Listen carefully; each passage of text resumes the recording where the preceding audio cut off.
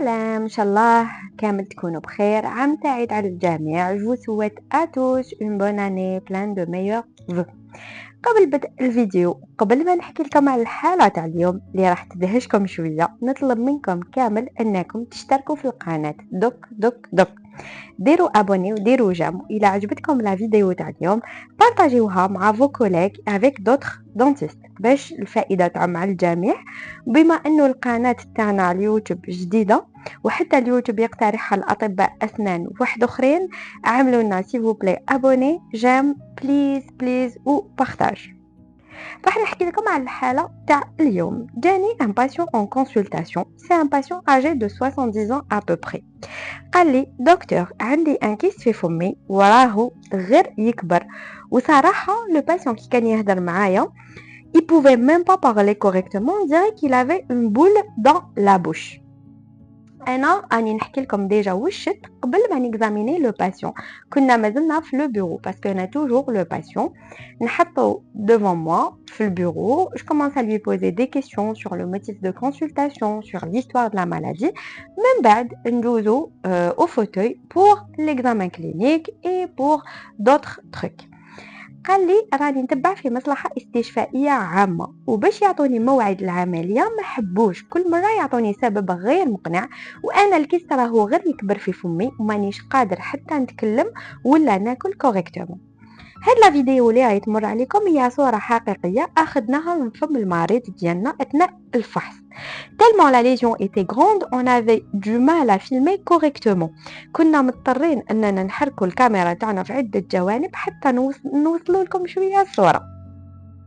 Le patient était muni d'une radio panoramique et si on essaie de l'interpréter ensemble, on peut dire qu'il s'agit d'une image radio claire de forme ovalaire de 7 cm de longueur approximativement qui est bien limitée, de grande étendue, de localisation mandibulaire antérieure symphysaire, refoulant le rebord supérieur de la crête mandibulaire antérieure pour s'extérioriser à la muqueuse buccale. L'image semble avoir un aspect polygéodique qui ما يبان لكمش l'aspect de l'image ولا كي تكون عندكم حاجة suspect. هذه نصيحة نعطيها لكم في les examens ولا في l'interprétation ولا في les examens d'équivalence et tout. Il faut jamais se prononcer de façon certaine. Toujours قولوا l'image semble avoir un aspect polygéodique avec plusieurs cloisons et de contenu solide entouré d'un liseré de condensation bien délimité. Le patient nous a rapporté que le service اللي كان يتبع فيه داروا له un examen cytologique, peut-être une ponction. Ou qui شفت le résultat de l'anapath, c'était en faveur d'une lésion bénigne qui semble être bénigne sur la radio, kystique type kyste radiculaire. صراحة أنا le résultat هذا ما قنعنيش كامل لأنه l'histoire de la maladie اللي حكاها لنا le patient, la vitesse d'évolution de la lésion qui est rapide à caractère envahissant et destructif et l'image radiologique me font penser et me font rappeler plutôt d'autres lésions. C'est bien l'améloblastome ou bien le kératokyste. اللي حب الطريقة الكلاسيكية et ordinaire اللي تعلمنا بها في لافاك عن les cours ولا les lésions en général، أني بارطاجيت معاكم دو diapositives حطيتهم لكم. ce sont deux diapos explicatifs اللي تقدروا تاخذوا عليهم ان سكرين شوت، لكن انا من الاحسن ونفضل انكم تتبعوني وراح نحاولوا نوصفوا لي دو ليزيون بطريقه جد بسيطه حتى الكل يقدر يشدهم في الذاكره ديالو، لانه شعاري انا كدكتوره لي ديتاي تيوريك اون باس لي زيكزامان افيك. في غيالمون اللي يهم اكثر اليوم كدكاتره اسنان ممارسين في القطاع العام ولا القطاع الخاص اننا نقدروا نحتفظوا في الذاكره ديالنا غير بالاشياء اللي تفيدنا au moins pour poser un diagnostic correct, un diagnostic différentiel et aussi surtout proposer un plan de traitement adapté aux patients. لأنني j'ai remarqué إنه كثرة المعلومات اللي نتعلموهم في لافاك يخلطوا لنا واحد لو سيستم في الذاكرة تاعنا وما يخلوناش في لو مومون نيسيسير اللي نتحققوا فيه المعلومات أننا نخرجوها من الذاكرة ديالنا، يخلوا كامل هذوك المعلومات مخلطة ومشتتة في راسنا. إذن نحو شويه واش تعلمنا في لافاك ونسيو نعاودو نتعلموا المعلومات بطريقه جد بسيطه وسهله et facile à retenir surtout ça. les caractéristiques des deux lésions les plus suspectes d'être évoquées dans ce cas clinique. Soit il peut s'agir d'un améloblastome ou d'un kératokyste. نشوفوا ensemble le tableau ونسيو نوصفه خانة بخانة. L'améloblastome versus kératokyste odontogène. Quels sont les points qui sont clés à retenir? L'améloblastome est classé avec les tumeurs bénignes des maxillaires et qui est une tumeur qui est caractérisée par son agressivité locale. Le kératokyste est classé avec les kystes odontogènes et qui est très récidivant. Pratiquement, ils ont la même image radiologique et pratiquement les mêmes caractéristiques avec quelques différences. On va voir quelles sont ces différences et ils sont caractérisés d'être toujours et très souvent asymptomatiques jusqu'à ce que ça atteigne un volume important, c'est le cas de mon patient d'aujourd'hui, et siège surtout au niveau de la mandibule. Donc, pour l'améloblastome, c'est une tumeur bénigne. Le kératokyste est classé avec les kystes odontogènes. La croissance de l'améloblastome, elle est lente et expansive. Pour le kératokyste, la croissance, elle est lente, mais il s'étend le long de l'os. L'agressivité pour l'améloblastome, il est très agressif localement. C'est vrai qu'il s'agit d'une tumeur bénigne, mais qui a un caractère agressif, qui entraîne une destruction osseuse très importante. Pour le kératokyste, il présente une faible destruction.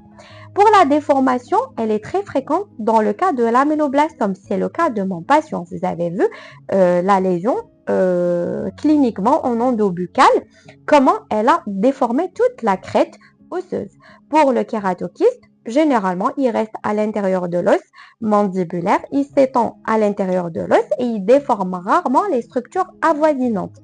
Pour la radiologie, l'image radiologique la plus fréquente en cas d'améloblastome, il s'agit d'une image multifoculaire ou bien une image polygéodique en bulle de savon. Pour le kératokyste odontogène, le plus souvent, ça donne une image monogéodique qui est bien limitée ou appelée aussi uniloculaire. Pour la récidive, pour l'améloblastome, la récidive, elle est possible et elle est fréquente aussi après l'exérèse chirurgicale, d'où la nécessité de réaliser une chirurgie large avec une marge de sécurité pour éliminer toutes les cellules et pour éliminer toute la lésion pour éviter justement les récidives. Pour le kératokyste, la récidive, elle est très très fréquente, donc c'est un kyste qui est très récidivant et le traitement proposé, c'est une énucléation avec des marges de sécurité aussi pour la même raison, pour éviter et minimiser les récidives au maximum.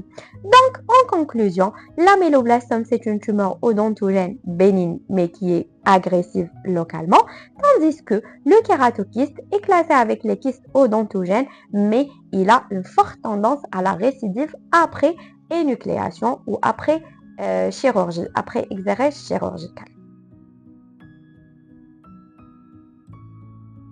كملخص الحالة تاع اليوم, le kyste radiculaire est fortement écarté. Les deux diagnostics différentiels les plus retenus sont l'améloblastome et le kératokyste. Moi, je suis plus penchée vers l'améloblastome.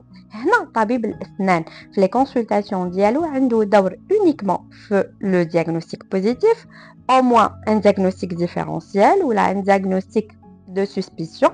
Après, c'est l'orientation du patient vers un service spécialisé apte à intervenir dans ce cas de figure. Dans ce cas de figure, il s'agit d'orienter le patient vers un service de chirurgie orale ou un service de chirurgie maxillofaciale.